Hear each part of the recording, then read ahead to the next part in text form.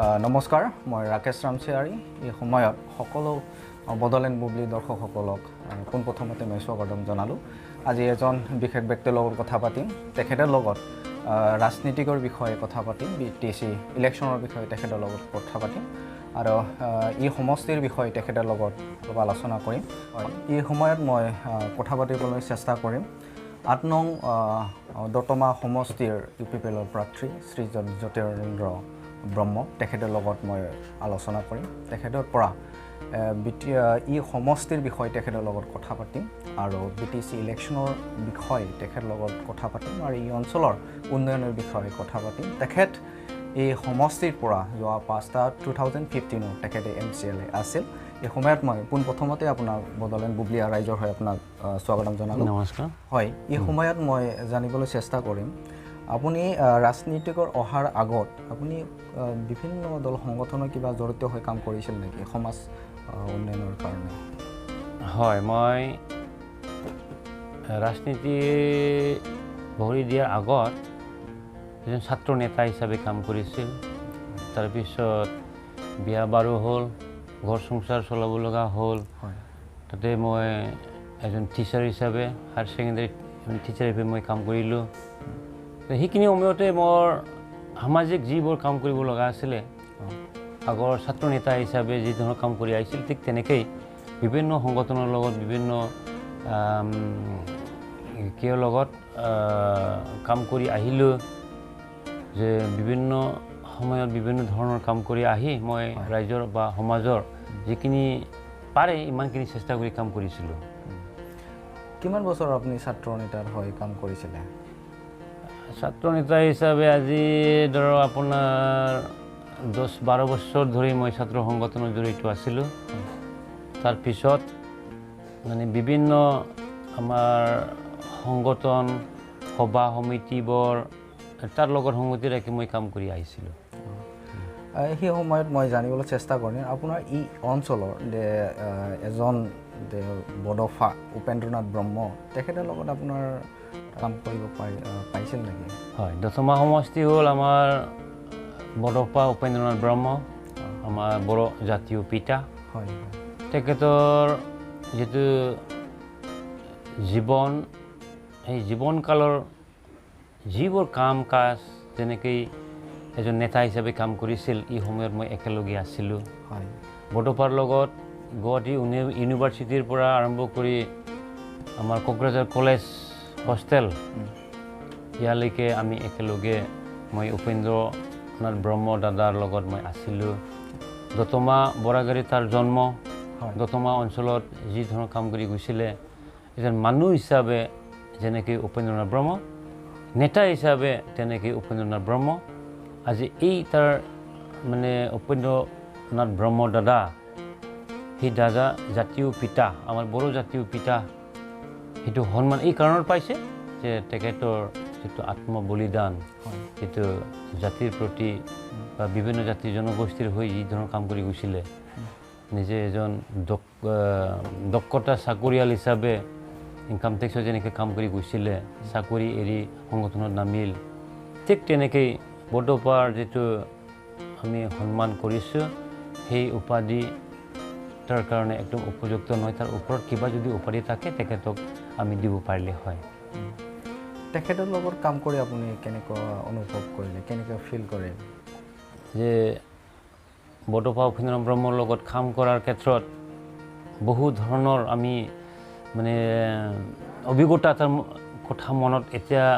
খুব বেছি নাই যদিও অলপ অলপ আছে এই সময়ত বডলেণ্ড গেজেট কিবা কিবি নিউজ পেপাৰ মেগাজিন তেনেকৈ মানে কামত আমাক ব্যস্ত কৰাই দিছিলে কলেজ হোষ্টেলৰ পৰা আমি যি ধৰণৰ কাম কৰিছিলে একেলগে থাকি পেলাই ঠিক দিল্লী বা মুম্বাইৰ বেমাৰ হৈ থকাৰ সময়তো মই মানে এবাৰ দুবাৰ দেখা কৰি আহিছিলোঁ ঠিক তেনেকৈ মোৰ যিটো অভিজ্ঞতা যে কোনো এটা কাম সেইটো যে মই কৰা নাই এনেকুৱা এটা কাম নাছিল উপেন্দ্ৰ যি ধৰণৰ কাম কৰি গৈছিলে গোটেইকেইটা কাম মানে সাংবাদিকতাৰ মানে এইটো লগেই বিভিন্ন ধৰণৰ সামাজিক কাম কাজ এনেকৈ কাম কৰি গৈছিলে মই একেলগে মানে উপেন্দ্ৰৰ লগত কাম কৰি আহিছিলোঁ বিশেষ মনত থকা তেখেতৰ লগত আপুনি কাম কৰিলে বিশেষ মনত থকা আপোনাৰ কি কাম কৰিলে দেন আপোনাৰ মনত এতিয়াও মানে সেই কথাটো বা সেই কামটো আপুনি মনত পৰি থাকে ঠিক তেনেকুৱা এটাই মোৰ মনত পৰে এতিয়াও আঘাত মানে লাগে মনত যে এদিনাখন বডোলেণ্ড গেজেট যিটো মানে প্ৰুফ ৰিডিঙৰ কাৰণে মোক পঠাইছিলে তেতিয়া এই বডোপাই মোক মানে এটা কথা কৈছিল কি আমি যিটো প্ৰুফ ৰিডিং কৰিছিল সেই প্ৰুফ ৰিডিং কৰাটো মোৰতো ভুল আছিল তাৰমানে যে এনেকুৱা এটা কলন এনেকুৱা এটা কলন সেইটো কলন বেলেগ পেজত গৈছিলে আৰু এইটো কলন বেলেগ পেজৰ পৰা ইয়ালৈ আহিছিল উল্টা পাল্টা হোৱাৰ কাৰণত মোক মানে কালি পাৰিছিল যে তুমি কলেজৰ পঢ়া ল'ৰা এতিয়ালৈ সেইখিনি কাম যদি কৰিব নাজানা কেনেকৈ হ'ব সেইটো কথা এতিয়াও মনলৈ আছে এইটো মানে মোৰ অভিজ্ঞতা উপেন্দ্ৰৰ লগত আপুনি ছাত্ৰ নেতাত বহু বছৰ আপুনি কাম কৰিলে আপোনাৰ তাৰ সামাজিক জীৱন আপুনি তেখেতৰ পৰা বহুতখিনি কথা আপুনি জানি পালে এই সময়ত আপুনি তাৰে ৰাজনীতিলৈ অহা কেনেকৈ হ'ল আপোনাৰ বিশেষ ৰাজনীতিলৈ অহা সেইটো উপেন্দ্ৰাই যেনেকৈ আমাৰ এটা আদৰ্শ সেই উপেন্দ্ৰৰ আদৰ্শ আমি মানি চলিম কেনেকৈ মানি চলিম কি ধৰণৰ মানে এটা ৰাজনীতিৰ শিক্ষা দি গৈছিলে মোৰ প্ৰকৃতভাৱে সেইটো মোৰ মনত নাই তথাপি জীৱনৰ ৰাজনীতি কৰি সমাজৰ সেৱা কৰি যাবা জীৱনৰ ৰাজনীতি কৰিব যদিও তুমি সদায় সমাজৰ প্ৰতি মৰমটো ৰাখি কাম কৰি যোৱা সেই দুই আখৰ কথা মানে এতিয়াও মনলৈ আহে গতিকে আজি আমি ৰাজনীতি জীৱনৰ বা ৰাজনীতিৰ ক্ষেত্ৰত যি ধৰণৰ ভৰি দিলোঁ এই ক্ষেত্ৰত মই এতিয়াও ব্যতিক্ৰম হোৱা নাই বুলি ভাবোঁ যে আমি যে বিটিআৰ বুলি নহয় UPPL বুলি নহয় মানুহ হিচাপে ৰাজনীতি কৰি পেলাই যাতে ৰাজনীতিৰ এটা ৰাজনীতিত থাকি যিটো কাম কৰাৰ সুবিধা থাকে তেনে ক্ষেত্ৰত ৰাজনীতিত থাকি ৰাইজৰ সহায় দুখীয়া মানুহক সহায় কৰা বা বিভিন্ন চৰকাৰীভাৱে যি সা সুবিধাবোৰ আহে এইবোৰ কেনেকৈ আমি সমভাগে বিতৰণ কৰি দি সকলোৰে মানে উন্নতি সাধন কৰিব পাৰোঁ এনেকুৱা ধৰণৰ মই ৰাজনীতি কৰিব বিচাৰোঁ তেনেকৈ উপেন্দ্ৰাই কৈ গৈছিলে আজি চা যে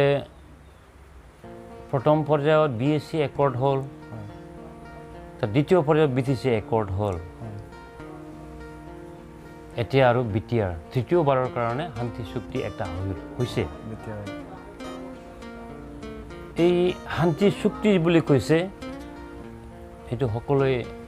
আকোৱালি লৈছে বিভিন্ন জাতি জনগোষ্ঠীৰ মাজত এটা আস্থা সেইটো আনিবলৈ আমি সক্ষম হৈছোঁ আৰু সেই হিচাপত ৰাজনীতিভাৱে আমি এইটো সমাধান কৰিব লাগিব মানুহৰ যিটো সমস্যা দুখ বেদনা যে আশা আকাংক্ষা এইবোৰ কেনেকৈ পূৰণ কৰিব পাৰোঁ তেনে ক্ষেত্ৰত ৰাজনীতিভাৱে এইটো পূৰণ কৰাৰ যিটো প্ৰতিশ্ৰুতি আমি দিছোঁ এনেকুৱা ধৰণৰ আমি কাম কৰি যাম যে আমি ভাবোঁ যিবোৰ সুবিধা থাকে যিবোৰ চৰকাৰী আঁচনিবোৰ থাকে সেইখিনি বস্তু সকলোৱে যদি সমানে পায় তাত ৰাইজৰ বা কোনো ব্যক্তিৰ কোনো অভিযোগ বা কোনো অভাৱ এটা থাকি নাযায় সেইকাৰণে আমি যেনেকৈ ভূপেন হাজৰিকাই কৈ গৈছিলে মানুহে মানুহৰ বাবে ঠিক তেনেকৈ ৰাজনীতিয়ে মানুহে মানুহৰ বাবে যদি কাম নকৰে চৰকাৰী আঁচনি ৰাজনীতি ক্ষমতাত থাকিল ক্ষমতাৰ ৰাগীত যদি ভুল যায় ক্ষমতাৰ ৰাগীত যদি তুমি নিজকে ৰজা বুলি ভাবি কাম নকৰাকৈ তুমি ৰাজকীয় জীৱন কটাই সেইটো কোনোদিনো সম্ভৱ নহয় ৰাইজে আমাৰ কাৰণে ৰজা ৰাইজৰ কাৰণে যিবোৰ সুবিধা থাকে এইবোৰ যাতে আমি পূৰণ কৰিব পাৰোঁ তেনে ক্ষেত্ৰত আমি BTRত UPPL দল হিচাপে আমি যিটো কাম কৰিবলৈ আগবাঢ়ি আছোঁ সেইটো আমি এই হিচাপত আমি কাম কৰি যাম সেইটো আদৰ্শ আজি উপেন্দ্ৰ ব্ৰহ্মৰ যিটো আদৰ্শ আছিলে আজি প্ৰমোদ বড়োৰ নেতৃত্বত আমি এইখিনি এটা ধাৰণা আমাৰ আহি গ'ল যে উপেন্দ্ৰাৰ পিছত এইবাৰ ছেকেণ্ড বা দ্বিতীয় উপেন্দ্ৰ আমাৰ মাজত আহি গৈছে সেইটো প্ৰমোদ বড়ো। এই প্ৰমোদ বড়ো ডাঙৰীয়াৰ কাৰণে আজি আমি বড়ো জাতি হিচাপে একগোট হ'বলৈ সুবিধা পাইছোঁ, একগোট হৈ আমি কাম কৰাৰ সুবিধাটো আমি পাইছোঁ। ঠিক তেনেকৈ বিভিন্ন জাতি জনগোষ্ঠীৰ মাজত এটা আস্থা উপজি উঠিল, এটা আস্থা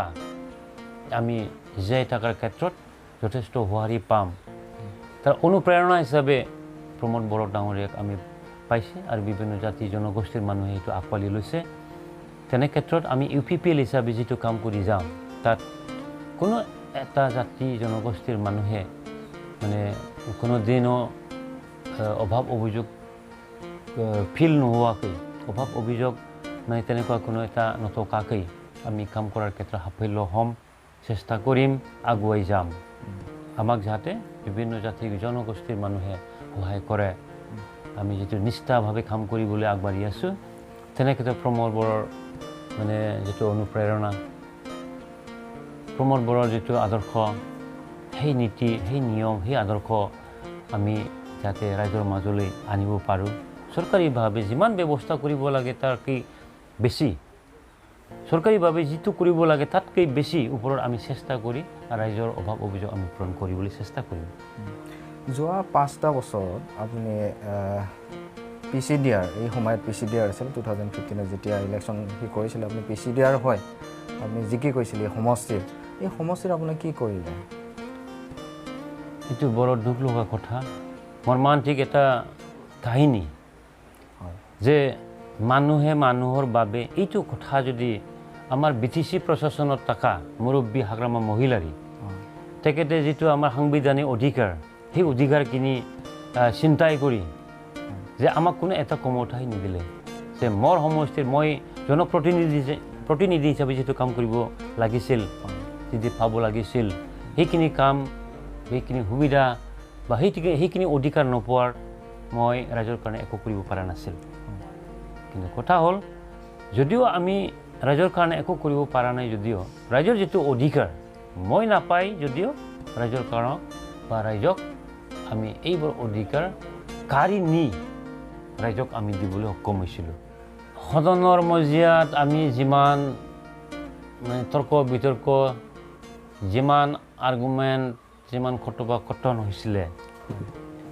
সেই ক্ষেত্ৰত মই ক'বলৈ বাধ্য যে যিমানবোৰ সমস্যা আছে এইবোৰ সদনৰ মজিয়াত আলোচনা হৈছে, কিন্তু যিটো আলোচনাৰ যিটো প্ৰস্তাৱ, সেই প্ৰস্তাৱবোৰৰ কোনো এটা কাম হাগ্ৰামা মহিলাৰী ডাঙৰীয়াৰ চৰকাৰে একো নকৰে। যদি সদনৰ মজিয়াত আমি কিবা এটা সিদ্ধান্ত লয়, সেই সিদ্ধান্তখিনি তেখেত কাম কৰি নকৰে। কিন্তু তাত এটা ক'বলৈ মোৰ অনিচ্ছা সত্ত্বেও ক'বলৈ বাধ্য যে অনাবৰৰ পৰা যিটো 7জন জিকি আহিছিলে, সুবিধাবাদী হিচাপে 2জন 3জন 4জন 3জনে BPF হৈ গ'ল মাজতে। যিটো বড়োৰ এগেইনষ্টত অবড়ো কৰি জিকি আহিছিল, অবড়োৰ কাৰণে কাম কৰিব মানে ওলাই আহিছিল, তেখেতসকলে BPFৰ লগত মানে যোগদান কৰি কাম কৰি গ'ল। লাষ্ট শেষলৈকে আমি 4জন অবড়ো সংগঠনৰ পৰা আমি পাইছিলোঁ। কিন্তু তেখেতসকলে যে অনাবৰৰ কাৰণে যিখিনি কৰিব লাগে, গাঁও কৰ্তনকে আদি কৰি বিভিন্ন সমস্যাৰ কথা তেখেতসকলে মানে ৰাইজৰ সন্মুখত চিঞৰি চিঞৰি কথাবোৰ কয়, কিন্তু সদনৰ মজিয়াত এবাৰো কিন্তু তেখেতসকলে কথা কোৱা নাছিল। এই সদনত যেতিয়া সদন বহে তেতিয়া সেই টাইমত কোৱা নাছিল নাই, কোনো দিন নিজৰ অবড়োসকলৰ কি সমস্যা আছে এইবোৰ মই এই 5টা বছৰ বুজিব পৰা নাই। তেখেতসকলে যেনেকৈ যিবোৰ প্ৰশ্ন কৰিব লাগিছিল তেনেকুৱা প্ৰশ্ন মই কোনোদিনো কোৱা নিচিনা মই পৰিলক্ষিত হোৱা নাই, কোনোদিনো কোৱা নাই। গতিকে আমি বড়ো বা অবড়ো কোন এনেকৈ এটা যিটো চিন্তাধাৰা এইবোৰ নাৰাখি আমি BTR হিচাপে যদি একেলগে কাম কৰি যাওঁ, তেতিয়া আমাৰ সকলোৰ কাৰণে এইটো মংগল হ'ব। বা আমি প্ৰমোদ বড়ো ডাঙৰীয়াৰ নেতৃত্বত আমি যিবোৰ চৰকাৰ গঠন কৰিবলৈ গৈ আছে UPPLে, প্ৰত্যেকটা জাতি জনগোষ্ঠীৰ হকে আমি কাম কৰি যাম, তেনেকুৱা এটা প্ৰতিশ্ৰুতি প্ৰমোদ বড়ো ডাঙৰীয়াই যেনেকৈ লৈছে, ঠিক তেনেকৈ আমি একেলগে একে সুৰে আগবাঢ়ি যাম বিভিন্ন জাতি জনগোষ্ঠীৰ মাজত UPPL মানে কাম কৰি যাব UPPL আপোনালোকে আকলি ল'ব আৰু UPPL হৈ কাম কৰি থাকিলে যে ভৱিষ্যত নিৰাপত্তা সুনিশ্চিত সেইটো মানে অবৰসকলেও সেইটো এতিয়াৰ পৰাই মানে এনেকুৱা এটা মনোভাৱটো আহি গৈছে আমি কোনোদিন কোনো কাল নিৰাপত্তাত ভুগিব নালাগে এনেকুৱা এটা মনোভাৱটো এতিয়াৰ পৰাই আহি গৈছে তাৰমানে এই সময়ত মই জানিবলৈ চেষ্টা কৰিম আপুনি কৈছে BTR একৰ্ডৰ কথা আপুনি উল্লেখ কৰিছে আৰু BTC ইলেকশ্যন BTC যেতিয়া হি হ'ল একৰ্ড হৈ গ'ল তাৰ বিষয়ে অলপ কথা পাতিলে BTC আৰু BTR মাজত কি ডিফাৰেঞ্চ আছে এই সময়তো 2003 আপোনাৰ BTC একৰ্ড হৈ গ'ল আপোনাৰ 2020তো এটা BTR একৰ্ড হ'ল এই দুটাৰ মাজত কি পাৰ্থক্য হোৱা বুলি আপুনি ভাবে আচ্ছা একৰ্ড যেতিয়া কৰে যে আপুনি যিমান আশা কৰে সিমান নাপায় যদিও একৰ্ডটো যিটো হৈছে সেইটো ভালৰ কাৰণে হয় BTC একৰ্ড যি ক্ষমতালৈ BTC গঠন হৈছিলে ঠিক তেনেকৈ BTR হিচাপে একৰ্ড কৰি আহিছে BTCৰ ক্ষেত্ৰত আমি যিমানবোৰ সুবিধা পাইছিলোঁ তাৰ অলপ ওপৰত নিশ্চয় হ'ব কিয়নো BTCৰ টাইমটোতো 15টা বছৰ 17টা বছৰ আগত আমি এটা একৰ্ড কৰিলোঁ 17টা বছৰৰ পিছত যিটো একৰ্ড কৰিম সেইটোতো তাতকৈ সৰু হ'ব নোৱাৰে গতিকে যিয়ে যি কি নকওক আমি BTR হিচাপে যিবোৰ চুক্তিত যিবোৰ দফা আমি আনিবলৈ সক্ষম হৈছোঁ যে তাত আজি কেঞ্চাৰ হস্পিটেলকে ধৰি বিভিন্ন ধৰণৰ মানে ইউনিভাৰ্চিটি তাত মানে অৰ্গেনিক ইউনিভাৰ্চিটি তাত স্পৰ্টছ ইউনিভাৰ্চিটি তাত NITৰ কথা আহি গ'ল তাত কিহৰ বিভিন্ন প্ৰকল্পৰ কথা আহি গ'ল সাংস্কৃতিক প্ৰকল্প যেনেকৈ গোৰ্খাসকলৰ কাৰণে এটা মানে সাংস্কৃতিক প্ৰকল্প আহি গ'ল আদিবাসীসকলৰ কাৰণে এটা সাংস্কৃতিক প্ৰকল্প আহি গ'ল বড়ো জাতিৰ কাৰণে এটা মানে উপেন্দ্ৰনাথ ব্ৰহ্ম মানে সাংস্কৃতিক এটা প্ৰকল্প আহি গ'ল তাৰ ওপৰত আকৌ আমি বিভিন্ন জাতি জনগোষ্ঠীৰ কাৰণে যিবোৰ যেনেকৈ মানে সুবিধা হয় ঠিক তেনেকুৱা ধৰণৰ আমি এই একৰ্ডৰ দফাবোৰ আমি পাবলৈ সক্ষম হৈছোঁ গতিকে যে আমি আজি অসমীয়া অনা অসমীয়া বড়ো অবড়ো তেনেকৈ মনোভাৱ লৈ আমি সেইটো চুক্তিটো কৰা নাই আমি চুক্তি কৰিছোঁ সকলো ধৰণৰ সা সুবিধাবোৰ লৈ যাতে আমি সকলোজনৰ মানে উন্নতি সাধন হয় এই ক্ষেত্ৰত আমি কাম কৰিব সুবিধা পাম এই ক্ষেত্ৰত আমি বিভিন্ন মানে যিটো প্ৰকল্পৰ দ্বাৰা আমি মানুহৰ উন্নতি সাধন কৰিব পাম তেনেকুৱা ধৰণৰ এটা মনোভাৱ লৈ আমি এতিয়া আগবাঢ়ি আছোঁ মই প্ৰশ্ন কৰিছিলোঁ এতিয়া BTR আৰু BTC একৰ্ড পাৰ্থক্যটো ডিফাৰেঞ্চটো কি আছে চাওক BTRত আমি যিমানবোৰ সুবিধা পাইছোঁ ঠিক তেনেকৈ BTCত নাছিল BTC অকল এটা অট'নমাছ বডি সেইটো এৰিয়া ডিষ্ট্ৰিক্ট হয় হা Bodoland autonomous area district BTAD কিন্তু এইটো হ'ল BTR তাৰমানে কি বড়োলেণ্ড টেৰিটৰিয়েল ৰিজিয়ন এটা এৰিয়া ডিষ্ট্ৰিক্ট 4টা ডিষ্ট্ৰিক্ট লৈ এটা সীমিত এটা মানে আছিলে চুক্তিটো আছিলে কিন্তু এতিয়া ৰিজিয়ন হিচাপে আমি অকল BTR বুলি নহয় আমি BTRৰ বাহিৰতো অসমৰ ভিতৰত আমি যেনেকৈ এটা ৱেলফেয়াৰ এটা অট'নমাছ বডি আমি আমাৰ BTRৰ বাহিৰত থকা বড়োসকলৰ কাৰণে ৱেলফেয়াৰ অট'নমাছ বডি যিটো আমি চুক্তি কৰিলোঁ ঠিক তেনেকৈ কাৰ্বি আংলঙত থকা বড়োসকলৰ কাৰণে আমি এটা ST সেই মৰ্যাদাটো আমি পাবলৈ সক্ষম হ'লোঁ আৰু ঠিক তেনেকৈ বিভিন্ন মানে অঞ্চলত থকা বড়োসকলৰ কাৰণে যিটো সুবিধা পাব লাগিছিলে এইবোৰ ব্যৱস্থা আপটো বেংগল বা দিল্লী য'তেই নাথাকক কিয় সেইটো সুবিধা আমি এই BTRৰ মাজেদি আমি পালোঁ কিন্তু BTCৰ ক্ষেত্ৰত BTC যিটো চুক্তি হৈছে সেইটো অকল BLTৰ ক্ষেত্ৰত তেখেতসকলে সুবিধাটো লৈ কৰিছিলে ভাষা হিচাপে তেখেতসকলে এই চিডিউলত মানে পাইছিলোঁ মানে বেলেগ সুকীয়াকৈ এটা মানে সংবিধান এমেণ্ডমেণ্ট এই এমেণ্ডমেণ্টটো আমি পাবলৈ সক্ষম হৈছিল আৰু লেণ্ড ৰেভিনিউ এক্ট সেইটো BTC চৰকাৰৰ আণ্ডাৰত এইটো ক্ষমতা আছিল যদিও তেখেতসকলে সেইটো আইন হিচাপে এইটো পৰিণত কৰিব পৰা নাছিল কিন্তু BTRৰ ক্ষেত্ৰত এইটো অট'মেটিকেলি আমি যিটো ভূমি নীতি আমি নিজে কৰিবলৈ আমি সুবিধাটো পাইছোঁ তাত যে কিবা এটা আইন পাছ কৰিব লাগে তেনেকুৱা এটা প্ৰশ্ন নাই গতিকে আমি ভাবোঁ BTC 17 বছৰ আগৰ যিটো চুক্তি 17 বছৰ পিছৰ চুক্তিৰ দ্বাৰা সেইটো আপোনালোকে এইটো ডিফাৰেঞ্চটো আপোনালোকে বিচাৰি উলিয়াব নালাগে এনে আপোনালোকে দেখিবলৈ পাব তাত বিভিন্ন জাতি জনগোষ্ঠীৰ যিমানবোৰ সুবিধা আছে এই সুবিধাবোৰ মানে এই BTR চুক্তিৰ অন্তৰ্গত যিমান সুবিধাবোৰ আছে হয় এই সময়ত আপোনাৰ সমষ্টিৰ বিষয়ে কথা পাতিম আপুনি এই সমষ্টিত যোৱা 5টা বছৰত আপুনি কিছুমান সুবিধা BTCৰ পৰা পোৱা লগা আছিল কিন্তু আপোনাৰ সক্ষম হোৱা নাই এইটো পাবলৈ কিন্তু এই সময়ত আপুনি এতিয়া ইলেকশ্যন হে কৰি আছে আপুনি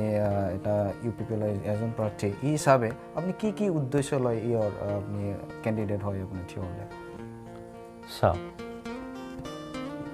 সাংবিধানিক অধিকাৰ সকলৰ কাৰণে কোন গৰীব কোন ধনী এনেকুৱা নহয় আইন যেনেকৈ সকলৰ কাৰণে সমান আপুনি প্ৰাইম মিনিষ্টাৰ হ'ব পাৰে চিফ মিনিষ্টাৰ হ'ব পাৰে বা সাধাৰণ মানুহ এজন হ'ব পাৰে আইন সকলৰ কাৰণে সমান কিন্তু আমি BTCৰ ক্ষেত্ৰত যিটো সুবিধা পাব লাগিছিলে যিটো সুবিধা লৈ আমি কাম কৰাৰ সুবিধা পাব লাগিছিল তেনেকুৱা ক্ষেত্ৰত কোনো সাংবিধানিক অধিকাৰ বা আইনগত যিটো ব্যৱস্থা কৰিব লাগে তেনেকুৱা ধৰণৰ হাগ্ৰামা মহিলাৰী অভিজ্ঞতা নিশ্চয় নাই বা নাজানে বা ইচ্ছাকৃতভাৱে দিয়া হোৱা নাছিল তেনে ক্ষেত্ৰত আমি দতমা সমষ্টিৰ হৈ জনপ্ৰতিনিধি হৈ যিটো কাম কৰিব লাগিছিল সেইটো মই সুবিধা পোৱা নাই বা তেখেতসকলে দিব লাগে সেইটো বস্তু তেখেতসকলে নিদিয়ে মানে আইনটো নিশ্চয় নাজানে বোধ হয় এই কাৰণত দিয়া হোৱা নাই বা সাংবিধানিক যিটো অধিকাৰ সংবিধানটো নিশ্চয় অধ্যয়ন কৰা নাছিল গতিকে আমি বঞ্চিত হ'লোঁ এই কাৰণত যে তেখেতসকলৰ জ্ঞাত বা অজ্ঞাতভাৱে যি ধৰণৰ কাম কৰি দিলে সেইটো বহুত ডাঙৰ অন্যায় হৈছে মই ৰাইজৰ কাৰণে যিটো কৰি দিব লাগিছিল সেইটো কৰিব পৰা নাছিল তেখেতসকলেও কৰি দিয়া নাছিল গতিকে এই তেনে ক্ষেত্ৰত মই একদম বঞ্চিত হৈ আহিছিল আৰু আমি দতমা সমষ্টি হিচাপে যিমান ডেভেলপ হ'ব লাগিছিল তেনেকুৱা আমি ডেভেলপ কৰিব পৰা নাই তথাপি আজি ৰাইজে সকলোৱে একেলগে মিলি মোক টিকেটৰ কাৰণে মোক যেনেকৈ মানে মই পাব লাগে তেনেকৈ যিমান কৰি মানে আমাৰ হাইকমাণ্ডক কৈছিলে সেইটো মই তাৰ কৃতজ্ঞতা এতিয়াও মানে আমাৰ ৰাইজক দতমা ৰাইজক মই মানে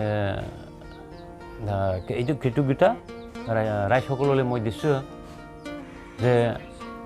কাম কৰিব পৰা নাই যদিও ৰাইজে যে মোক আকোৱালি লৈছে তাৰ কাৰণে মই ধন্যবাদ দিছোঁ আমাৰ দতমা সমষ্টিবাসী ৰাইজক অনাগত সময়ত আপুনি জিকি গ'লে সমষ্টিৰ পৰা আপুনি কি বিশেষ কাম কৰিবলৈ আপুনি প্ৰচেষ্টা কৰিছে আমাৰ সমষ্টি হিচাপে ডাঙৰ সমস্যাটো হ'ল বান খহনীয়া সেইটো কেনেকৈ প্ৰতিৰোধ কৰিব পাৰোঁ মানে বাৰিষা কালৰ যেনেকৈ মানে বানত বুৰ যায় বা খহনীয়া যি অৱস্থা বহু ঘৰ বাৰী নষ্ট হৈ যায় এটা বাৰিষা কালত কমেও 50টা 60টা ঘৰ মানে যায় তেনে ক্ষেত্ৰত আমি পাৰ্মানেণ্টলি যাতে এই যে আমাৰ বানৰ সমস্যাবোৰ এই সমস্যাবোৰ মই সমাধান কৰিম অনাগত 5টা বছৰৰ ভিতৰত আৰু আমাৰ অতি দুখীয়া মানুহবিলাকে আমাৰ দতমা সমষ্টিত আছে বিভিন্ন সমষ্টিত থাকিব পাৰে কিন্তু দতমা হিচাপে আমাৰ দতমা সমষ্টিত দুখীয়া লোকৰ কাৰণে মই যিখিনি কৰিব পাৰোঁ তেখেতসকলৰ কিছু ব্যৱস্থা মই নিশ্চয় ল'ম আৰু নিবনুৱা সমস্যা চবতকৈ ডাঙৰ বহু মানে শিক্ষিত ল'ৰা ছোৱালীবোৰ আছে তেখেতসকলে চাকৰি পোৱা নাই চাকৰিৰ ক্ষেত্ৰত যিখিনি কৰিব লাগে মই এইটো চেষ্টা কৰিম আৰু চাকৰিৰ বাহিৰেও যিমানখিনি সা সুবিধা কৰি দিব লাগে সেইখিনি ব্যৱস্থা এই 5টা বছৰৰ ভিতৰত মই যথেষ্ট মানে কৰিব পাম বুলি মই আশাবাদী আৰু আটাইতকৈ ডাঙৰ কথাটো হ'ল আমি খেতিয়ক মই নিজে খেতিয়ক আৰু আমাৰ সমষ্টিবাসী বেছিভাগে খেতি কৰি জীৱন যাপন কৰে তেনে ক্ষেত্ৰত খেতি কৰাৰ কি ধৰণৰ অত্যাধুনিক মানে ব্যৱস্থাবোৰ যেনেকৈ কৰিব লাগিছিল বা যেনেকৈ আমি কৰিব লাগে ঠিক তেনেকৈ অত্যাধুনিক আমি কৃষি কৰাৰ পদ্ধতি সেইটো মই ডেভেলপ কৰাৰ এটা মানে মিছন লৈ এটা মই উদ্দেশ্য লৈ আমি যিটো কাম কৰিব লৈছে নিশ্চয়কৈ আমি 5টা বছৰৰ ভিতৰত আমাৰ এই দতমা সমষ্টি এৰিয়াখিনিত যিমানখিনি উৎপাদন আমি পাইছিলোঁ তাৰ ওপৰত এই উৎপাদনখিনি মই বাঢ়িবলৈ চেষ্টা কৰিম অত্যাধুনিক যিমান সুবিধা সা সুবিধাবোৰ আছে সেইবোৰ ব্যৱস্থা কৰি দিম বুলি মই আশাবাদী আপুনি এই সমষ্টিৰ পৰা কিমানমান আশাবাদী আছে আপুনি জিকি যোৱা? আশাবাদীটো প্ৰশ্নৰ উত্তৰ বা উত্তৰত প্ৰশ্ন তেনেকৈ কৰাৰ নিচিনা হয়। দতমা সমষ্টিত UPPৰ বাহিৰে বেলেগ কোনো এটা পাৰ্টীয়ে আগবাঢ়ি যোৱা নাই বা কোনো এটা দলে আজি জিকাৰ কোনো অংক নাই। তুলনামূলকভাৱে আমি আগত যেনেকৈ 10,500 ভোট পাই মই জিকি গৈছিলোঁ, এইবাৰ কিন্তু 10.5 into 2 যদি আমি 2 দি হৰণ পূৰণ কৰে তেতিয়া মানে 21,000 হৈ যায়। 21,000 ওপৰত ভোটটো পাই যাব। যে বেলেগ পাৰ্টিৰ প্ৰশ্ন ইয়াত নাহে, নাই BPF নাই BJP। আৰু অনাবৰত তেখেতসকলৰ যিমান মানে কৰ্মী আছিলে এতিয়া UPPলৈ যোগদান কৰিলে ইতিমধ্যে, গতিকে অনাবৰত মানে জিকাৰটো কোনো প্ৰশ্নই নুঠে। গতিকে দতমা সমষ্টি হিচাপে UPPL 1 নম্বৰ। ঠিক আছে, এই সময়ত মই জানিবলৈ চেষ্টা কৰিম। যোৱা সময়ত 2015ত PCDR গঠন কৰি এই সময়ত নিখিল বড়ো ছাত্ৰ সন্থাও এই সময়ত পাৰ্টিচিপেট কৰিছিলে, যোগদান কৰিছিলে। আৰু তেখেতসকলে কৈ আছিলে এটা নতুন এটা চৰকাৰ গঠন হ'ব, নতুন চৰকাৰ হ'ব। এই সময়ত কৈছিলে এটা নতুনতা আহিব, PCDR চৰকাৰ গঠন কৰিব। এই সময়ত যোৱা সময়ত আমি দেখা পালোঁ BPF চৰকাৰ গঠন কৰিলে। এইবাৰো BTC 2020 আপোনাৰ ইলেকশ্যন হ'বলৈ গৈ আছে। এই সময়ত আপুনি কি ক'ব যে এইবাৰ UPPL চৰকাৰ গঠন কৰিব না BPF চৰকাৰ গঠন কৰিব? এই প্ৰশ্নৰ সন্মুখীন হ'ব বুলি মই ভবাই নাছিলোঁ। আজি বদলেন বুবলি মোক সুধিলে, ভালেই হ'ল, ভাল লাগিল যে PCDRৰ সময়তে আমি চৰকাৰ গঠন কৰিব পাৰিলোঁ হয়। কিন্তু ৰাজনীতিৰ কথা এনেকুৱা, আজি মোৰ লগত যিমান মানে ভোটাৰ্ছবিলাক আছে, যিমান ৰাইজে মোক সহায় মানে কৰি আছে, কালি যে এইখিনি ভোটাৰ এইখিনি ৰাইজে মোৰ লগত মানে সদায় যে মোৰ লগত থাকিব, সেইটো ৰাজনীতিৰ ক্ষেত্ৰত কোনোদিনো নহয়। ঠিক তেনেকৈ আমি PCDR হৈ যেতিয়া চৰকাৰ গঠন কৰাৰ যিটো মানে চিন্তা চৰ্চা লৈ, যিটো আশাবাদী হৈ আমি কাম কৰিছিলোঁ, এই সময়ত আমাৰ নিজৰ মানুহে অন্তত ওদালগুৰি জিলা আৰু বাক্সা জিলাত নিজে একে পাৰ্টিৰ মানুহে টিকেট বিচাৰি দুটা পাৰ্ট হৈ তেখেতসকলে ইলেকশ্যন খেলিছিল, নিৰ্বাচনটো খেলিছিল। যে মই জিকি যাম, মোক টিকেট নিদিলে মই ইণ্ডিপেণ্ডেণ্ট এনেকৈ খেলিম, এনেকৈ এটা মানে সমস্যা এই সময়ত হৈছিল। নহ'লে আমি হাত জিকিবলৈ সক্ষম হৈছোঁ। ঠিক তেনেকুৱা প্ৰব্লেম নহয় যদি এই সময়তে আমি 23টা ছিট আমি জিকিব পাৰিলে হয়। হাগ্ৰামা কোনো পথে মানে জিকাৰ কোনো অংকই নাছিল, কিন্তু আমাৰ ভুলৰ কাৰণে আমি চৰকাৰ গঠন কৰা নাছিল। চৰকাৰ গঠন কৰিবৰ কাৰণে আমাক যিটো লাগিছিল তেনেকুৱা ধৰণৰ আমি কাম কৰিব পৰা নাছিল। এবাৰ কি ক'ব আপুনি? এইবাৰ চৰকাৰ গঠন হ'ব? নাই, এইবাৰ কোনো মানে প্ৰমোদ বড়োৰ নেতৃত্বত কোনো এটা সমস্যা উদ্ভৱ হোৱা নাই এতিয়ালৈ। যি সমষ্টিত যেনেকুৱা ধৰণৰ কেণ্ডিডেট দিব লাগে একদম সঁচাকৈ মানে এই কেণ্ডিডেটক দিছে। ডাবল তেনেকুৱা ধৰণৰ হোৱা নাই, বা আমাৰ সমৰ্থকসকলে কোনোবা মানে নিৰ্দলীয়ভাৱে খেলিছে এনেকুৱাও নাই। প্ৰমোদ বড়ো ডাঙৰীয়াৰ নেতৃত্বত এইবাৰ যি কেণ্ডিডেটক দিছে 40টা সমষ্টিৰ ভিতৰত কিছুমান সমষ্টি হয়তো মিছ হ'ব পাৰে, কিন্তু 28টা সমষ্টিত আমি জিকি অহাৰ মানে আশাটো বেছি। আসনটো আপুনি 28টা পাব। 28টাৰ ভিতৰত 23টাটো চিয়'ৰ, হয়, কিন্তু 28টা আমি পাম। 28টা হ'লে আপোনালোকে চৰকাৰ গঠন কৰিব? চৰকাৰটো গঠন কৰিছে বুলি আপোনালোকে ভাবি লওক। এতিয়া BPFে এতিয়া ছ'চিয়েল মিডিয়া আপোনাৰ বিভিন্ন জেগাত তেনেকুৱা উত্থাপন কৰি আছে যে আপোনাৰ 40টা সমষ্টিত UPPLৰ বৰ্তমান বহুত যোগদান হোৱাটো আমি দেখিবলৈ পাইছোঁ। ছ'চিয়েল মিডিয়া আপোনাৰ নিউজতো আমি দেখিবলৈ পাইছোঁ। কিন্তু তেখেতসকলে দাবী জনাইছে যে এই সময়ত মানে যিখিনি UPPLত যোগদান কৰি আছে দিন বাই দিন, যিখিনিয়ে যোগদান কৰিছে এইটো এটা ধোৱা এটা যোগদান বুলি তেখেতসকলে কৈছে লাষ্টত আপোনাৰ ইউ পি পি এলতে বি পি এফতে ভোট দিব ঘৰত আহি পিনি ভি পি এফতে ভোট দিব বুলি তেখেতসকলে কৈ আছে আপুনি তাৰ বিষয়ে কি ক'ব নহয় মানুহৰ যিটো মানে চিন্তাধাৰা পৰিৱেশৰ লগত কথা থাকে এতিয়া এনেকুৱা এটা পৰিৱেশ সৃষ্টি হৈছে যে পৰিৱৰ্তন এটা লাগে কি কাৰণে পৰিৱৰ্তন লাগে যে 15টা বছৰৰ হাগ্ৰামা মহিলাৰী ডাঙৰীয়াই ৰাইজৰ কাৰণে একো কৰিব নোৱাৰিলে সেইটো আমি কোৱা নাই ৰাইজে নিজে কৈ আছে ৰাস্তা ঘাট ঠিক হোৱা নাই PMAY ঘৰ বনাই দিব লাগিছিলে সেইটো কমপ্লিট কৰা নাই ঠিক তেনেকুৱা ধৰণৰ বিভিন্ন সমস্যাবোৰ আছে এই ক্ষেত্ৰত ৰাইজে যিটো চিন্তা চৰ্চা কৰি আছে তেখেতসকলৰ মনোভাৱ চিন্তাধাৰা এইটো অট'মেটিক পৰ্যায়ৰ এটা পৰিৱৰ্তনটো আহি গৈছে আৰু মই ভাবোঁ যে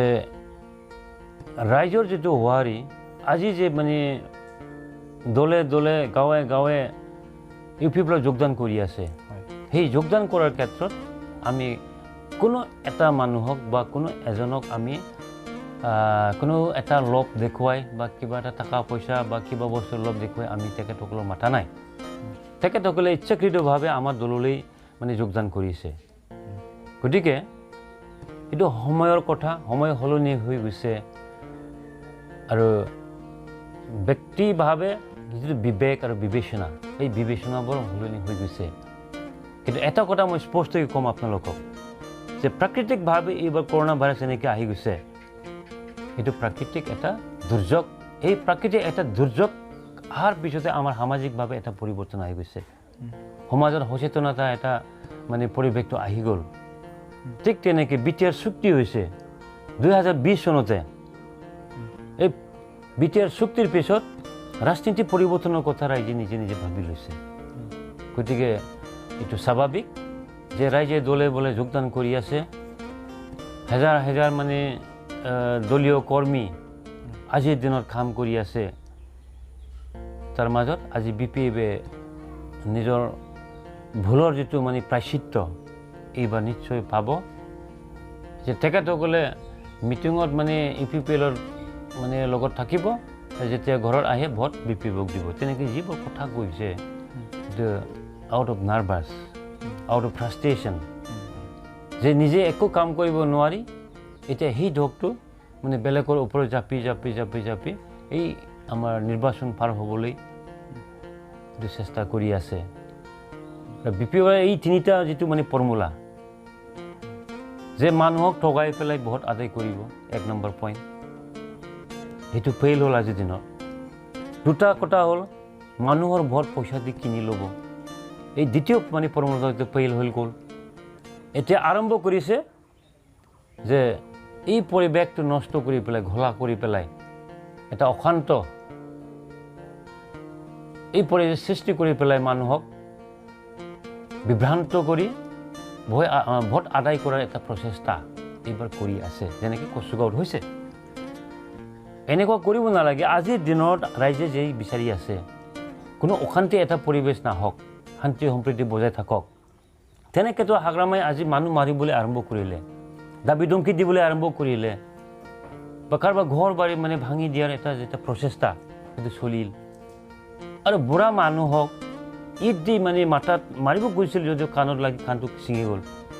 এনেকুৱা এটা পৰিৱেশ ৰাইজে বেয়া পাইছে আৰু লগে লগে আজি এই যে কচুগাঁও সমষ্টিত হাগ্ৰামাই কেণ্ডিডেট দিছে আৰু জিকাৰ অংক দুইটা ফৰ্মুলা ফেইল হোৱাৰ পিছত 3 নম্বৰ ফৰ্মুলা যেতিয়া এপ্লাই কৰিছে সেই 3 নম্বৰ ফৰ্মুলা ৰাইজে এতিয়া নাকচ কৰি দলে দলে একদম আহি আমাৰ মহিলাসকলে BPF-ক একদম মানে খেদি পঠিয়াই দি আছে সিহঁতে